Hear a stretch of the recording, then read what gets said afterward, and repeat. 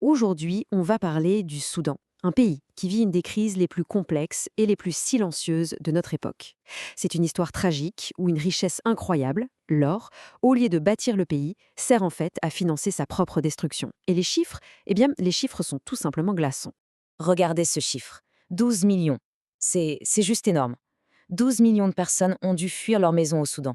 Pour se faire une idée, c'est comme si toute la population de la Suède se retrouvait sur les routes. C'est simple, aujourd'hui, le Soudan, c'est la plus grande crise de déplacés de toute la planète. Et bien sûr, derrière ces déplacements, il y a la mort. Le bilan humain est absolument effroyable.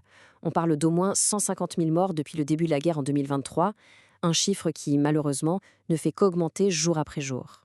Et c'est ça le terrible paradoxe. On a d'un côté la plus grande crise humanitaire au monde et de l'autre, un silence assourdissant. Le Soudan est complètement dans l'ombre médiatique. C'est la crise la plus grave et en même temps la plus ignorée. Alors aujourd'hui, on va essayer de comprendre comment en est-on arrivé là et pourquoi. Alors, pour bien comprendre, il faut regarder la situation de plus près. Et ce qui se passe sur le terrain, c'est un véritable drame humain. Ce qui se passe là-bas, c'est un véritable cauchemar. L'ONU a même déclaré officiellement la famine dans le camp de Zamzam au Darfour. Mais ce n'est pas tout. Imaginez, plus de la moitié de la population du pays, 25,6 millions de personnes, ne sait pas comment elle va se nourrir. Elle est en insécurité alimentaire aiguë. Et au milieu de tout ça, de ce chaos, on a des violences sexuelles qui sont utilisées comme une arme de guerre. C'est systématique. Et bien sûr, la crise déborde. On compte déjà plus de 3 millions de réfugiés dans les pays d'à côté. Et cette indifférence dont on parlait, on peut la mesurer. Regardez les chiffres de l'aide humanitaire par habitant. Pour une personne au Soudan, l'aide prévue est de 3,62 $. Pour une personne en Ukraine, c'est 11,24 $. C'est plus de 3 fois plus. Ça pose une question vraiment dérangeante sur ce deux poids, deux mesures. Est-ce qu'une vie a la même valeur partout dans le monde? Ok, mais alors qui se bat exactement? Et pourquoi cette guerre? Pour y voir plus clair, il faut regarder les deux camps qui s'affrontent.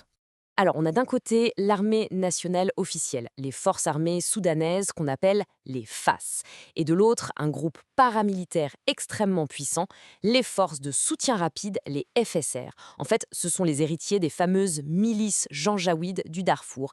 Et entre eux, c'est une lutte à mort. L'enjeu, le contrôle total du pays, de son État et surtout de ses richesses.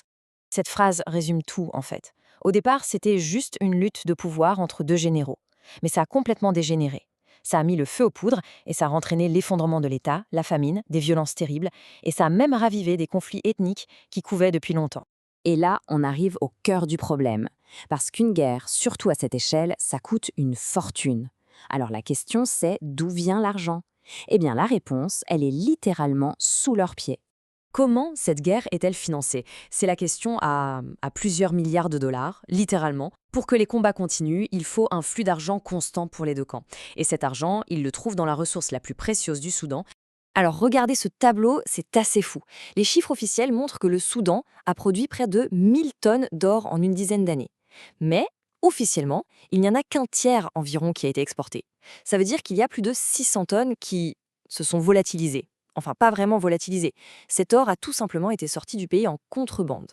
Et la valeur de cet or qui a disparu, tenez-vous bien, presque 29 milliards de dollars. C'est une somme colossale.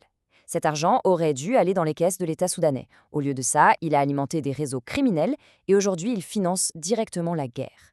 Des deux côtés. Alors, ce mécanisme, c'est un nom un peu technique. Les flux financiers illicites. En gros, c'est de l'argent sale qui passe les frontières. Dans le cas du Soudan, c'est surtout la contrebande d'or, mais aussi une technique qu'on appelle la fausse facturation. C'est simple, on déclare une valeur beaucoup plus faible que la réalité pour ne pas payer de taxes et pour cacher les vrais profits. Et le point clé, c'est que les deux camps sont au cœur de ce système. Les paramilitaires des FSR, ils tiennent les zones riches en or du Darfour. Et l'armée régulière, les FAS, elle contrôle les mines dans le nord du pays.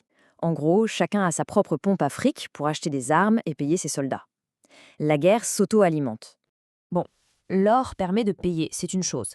Mais les armes, elles, n'apparaissent pas par magie. Il faut bien que quelqu'un les vende. Et là, on doit se tourner vers l'étranger.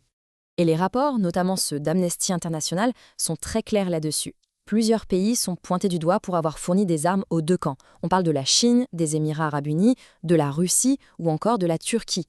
Ce qui est fou, c'est que ces transferts d'armes violent un embargo de l'ONU qui existe depuis 2004 pour la région du Darfour. Mais, et c'est ça le problème, L'embargo ne couvre que le Darfour, pas le reste du Soudan. C'est une faille énorme qui permet aux armes de continuer à affluer. Cette phrase d'Amnesty International dit tout.